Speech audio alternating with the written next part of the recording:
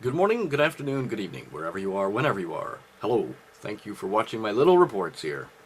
It's Mike, it's January 9th, 2009. I'm a bit frantic today. I have to get things ready for my trip tomorrow. Flying to Hong Kong for a week. I have no idea if I'll be able to do these videos while I'm over there and what the connectivity over to YouTube is going to be like. So, if you don't hear from me for a week, it's because I'm sat in a hotel in Hong Kong. Oh, I know it sounds great that I travel everywhere. Most of my time is spent sitting in hotels. I don't know, whatever. Although I've been told there's a really nice market just around the corner from the hotel that they will no doubt drag me out to at some point, and I will probably be dragged off to dinner at least 2 nights with these Asian partners that we're going to be dealing with in Hong Kong. So, this should be interesting all around. Now, if you want a good laugh, I've included a link at the bottom of the list of my normal links. This is a Yahoo question that someone asked, and the first response to it is fantastically humorous. So please go have a look at that. Please also make sure that you are not drinking any liquids at the time. You are sure to spray them everywhere if you are British. The first response to this question is a rather damning outlook on what being British means nowadays. Okay, the point of the story. Today's Independent. Now I was looking for some good news, so I could share with you some good news on the financial markets. I found this in the Independent, a slice of good fortune amid the economic gloom. Domino's Pizza delivered another tasty set of trading figures yesterday, reinforcing the unmistakable evidence that UK and Irish consumers are trading down to cheaper but quality brands they trust. Yes, this is true. So I thought, okay, we'll talk about this. Apparently, their sales are flipping. Previously, most of their sales occurred on Thursday and Friday nights. Now most of their sales are on Saturday nights. Apparently, staying in is the new going out, as people stay in on Saturdays and watch daft reality TV shows like Strictly Come Dancing, The X Factor, and Britain's Got Talent. Okay, so basically they said, okay, they've increased their sales the last 13 weeks, ending December 28th. Domino's grew its like-for-like sales by 8.6%, which is very good. It has slowed from last year's report of 14.88%. So they've effectively, their profits over the last 13 weeks have dropped 6% or so. But they're still doing good, so I thought I'd mention that. That's good news. Good news. That is if you like Domino's Pizza. Personally, I hate it, but I can't stand the taste of it. I much prefer my local pizza shop, but that's fine. At the bottom of the article, though, there's a little bit from Greg's. Greg's the baker. Greg's sells sandwiches here, sausage rolls, ever popular sausage rolls. And they basically said, quote here, defying the gloom elsewhere on the high street, Greg's saw like-for-like sales grow by 5.3% for the 4 weeks of the festive period, pushing overall growth to 4.4%. Now, they don't state in this particular article whether that 4.4% is over the quarter, over the half year, over the year. We'll just guess. This is the problem with lies. Oh, sorry. Damn lies. No, sorry. Statistics. Yes. Now, there's a quote in here from Mr. McMeekin. I don't know how to pronounce that. The Greg's chief executive. His quote was, "I am pleased with our customer trading, particularly given the current economic environment, and that we were building on strong like-for-like sales in the same period last year.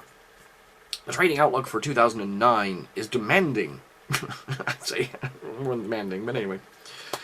"And as a cash-generative business with no debt," which is good news, "we remain well-placed to weather the recession." Okay, so their sales are up 5.3% in the 4 weeks of the festive period. Okay, now I guess that's ending January 3rd. Then I thought to myself, now hang on a second. This name looks familiar. I've definitely heard this guy say something before. So I went Googling. Greg's blames profit fall on the rain. Linked over here. This is from The Guardian, 10th of October last year. Slower sales of sausage rolls and sandwiches as a result of bad weather in August, together with high costs, have forced the bakery chain Greg's to warn that its profits may not meet city forecasts.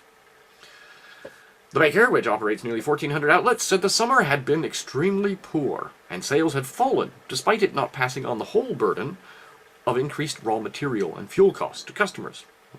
Okay. So it hadn't passed on the cost. Okay? So their costs for the raw materials that go into these sandwiches had not been passed on to consumers. So they kept the prices the same. Which meant they were going to have a decline in profits. Okay. Very good. Now what was the component cost that was increasing the most? Well, they're a bakery shop. Hello? What do you bake with? Wheat! Wheat! Get it in your heads! Wheat! So, Googling again. Times article, March 12th, 2008. Greg's chief attacks speculators for driving up the price of wheat. Now, at the time, they had a different chief executive. He was just about to retire when he did this, back in March. Sir Michael Darrington yesterday announced he would be stepping down after 24 years in charge. All right, so he's running for the hills. Excellent. Partway through, he complained commodity traders were more to blame for spiraling food price inflation than poor harvests or farmland given over to biofuels. Potentially true. Wheat hit a record $13.49.5 a bushel. What's a bushel, you say? I'll link it over here. So, their component prices were increasing. Okay, now, further down there, he says, the cost inflation has pushed up prices of everything from bread rolls to iced buns by 5% in the last year. Okay. So, they increased their prices in March to cover these increasing costs. In October, they complained that their profits were dropping because they weren't passing even more increasing costs on to their end customers. And now they've announced their profits are up 5%. You're starting to see a picture forming. So wheat was $13.50 back in March. What's it at today? Bloomberg. Today's price of wheat is roughly $6.70 per bushel. More than half drop. And they expect it to tumble even further to $5.60 a bushel. And to stay that way forever. Well, they're saying for a year, for 10 years or whatever. But there's an interesting little mention in there. Wheat is the fourth most valuable U.S. crop, with a 2007 value of $13.7 billion, following hay at $17 billion. Please expect that to decline now that wheat has dropped in value 50%. So, what's the story here, folks? Okay, so their profits have increased 5%. Their component costs have decreased 5% without a corresponding change in the price of the end consumer. Therefore, you would logically assume that their profits are up. Their costs are going down. Which would lead you to believe that, okay, if their profits are due to the drop in prices of their component parts, did they make a profit at all? Yes, they did.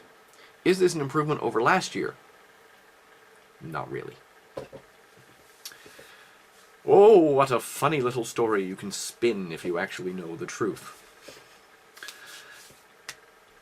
Now, I said yesterday in one of my pieces, quantitative easing is the same as printing money. Well, yesterday morning, Alistair Darling, the Chancellor of the Exchequer, came out and shouted at reporters, "Stop telling people it's printing money. It's not the same. We're not printing money. We're finding other techniques. Please stop telling them that we're pumping up the printing presses. It's not true anyway. We no longer print all that much money. Everything's all done digitally now." Have a good day, everyone. Peace, love, understanding. Think about things. Think about the truth behind what everyone says. You can take that to an extreme, of course. Please do not become paranoid. Thank you. Bye.